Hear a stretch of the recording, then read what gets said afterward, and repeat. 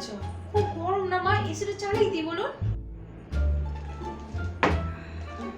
উফ বেবি, তুমি क्या बात আজকে कर रहे रे আবার बाबा? ঘুমটা দিয়েছো বেবি। তোমাকে বলেছি সব ঘুমটা টুমটা চলে না বেবি। তুমি এগুলো প্লিজ আমার বাড়িতে সব দিও না। আমার ছেলেটাও সেরকম। না মা, আমার মা বলেছে গুরুজনদের সামনে মাথায় ঘোমটা দিয়েই থাকতে।